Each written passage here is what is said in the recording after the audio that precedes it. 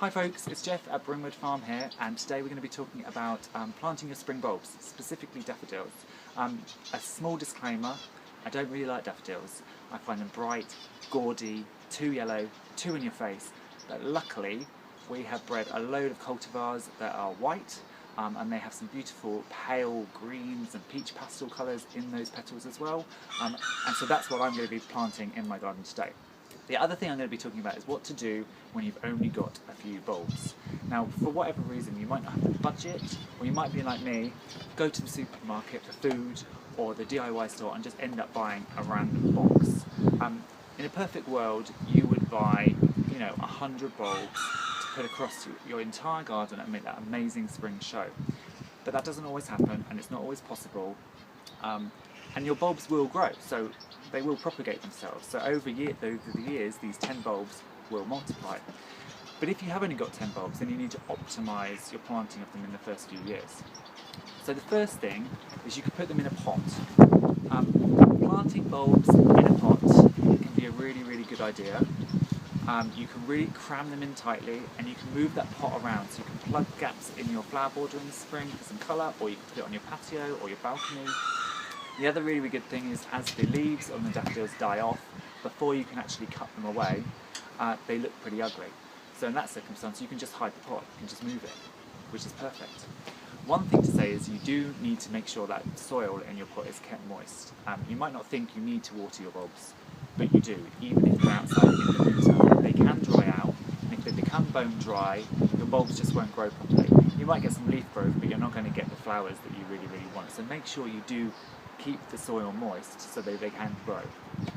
The second option is to naturalise them under a tree or along the hedge. You don't need many bulbs for this, especially for a tree, because the tree is already creating a focal point, so you can just put the bulbs underneath to create an extra display for that picture. What I would use in such circumstance is a bulb planter. It's easy to get through the turf that way. You can just push it in, pull out the plug, pop the bulb in, and then you can just put the plug of turf back on top. So that makes life easy. The other option is just to use a trowel, but go in at an angle, slide your bulb down, and then you can just put the flap of turf back on top. So that makes it really, really easy. I wouldn't advise this if you're doing it in a border, because then you're going to get, again, you might have a tree or a shrub in a border where you think, oh, I'll put them around the bottom. But then you're just making one splash of colour in one area of that flower bed, when actually what you want to do is you want to plant it throughout. And that's what I'm going to do. So I'm going to be splitting, although I've only got 10 bulbs, I'm going to split them into 2 lots of 3, 1 lot of 4. I know you should never do evens, but over the years that 4 will turn to 5 pretty quickly, and you won't notice it that much in the spring. So I'm going to do 2 lots of 3, 1 lot of 4, and I'm going to spread them through a bed, so you have something to grab your eye initially, and then you're pulled through. So let's get planting. So as you can see, I have this curved path that goes down to my vegetable patch, and I want to draw the eye along this. So I'm going to start with my first 3 in this first corner for that initial piece of interest. My second batch of 3 will go on the left hand side in the curve, and then my final 4 will go right at the back near those Bishop of Llandaff dahlias on the right. It's also important to say that I'm putting the 4 furthest away because they need to make more of an impact to pull the eye all the way down.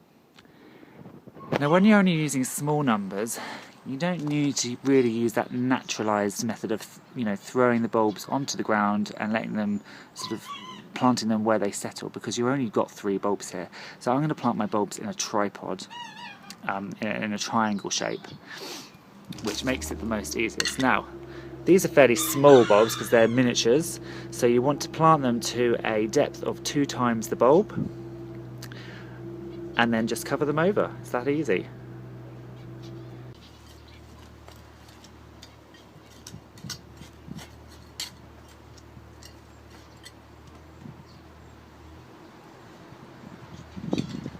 So I'll just put them in a triangle shape, and then cover them over. And now I just need to do that with the rest of the bulbs. and we're done. So we're all done. The good thing about only having 10 bulbs to do is it really doesn't take very long at all. By the way, this euphorbia is one of the plants I got from my plant haul the other day. Had a nice patch, so I plopped it in here. Autumn's quite a good time to stick plants into borders because the soil's still warm enough for those roots to get in before the winter, and then they get a good start in the spring.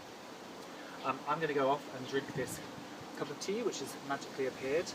If you like the video, give me a thumbs up. Make sure you subscribe as well so you don't miss anything in the future. If you've got any questions, just ask in comments. And you can also ask in comments if you want a particular video, perhaps on more gardening or some of the livestock. So I will see you in a week's time. Bye.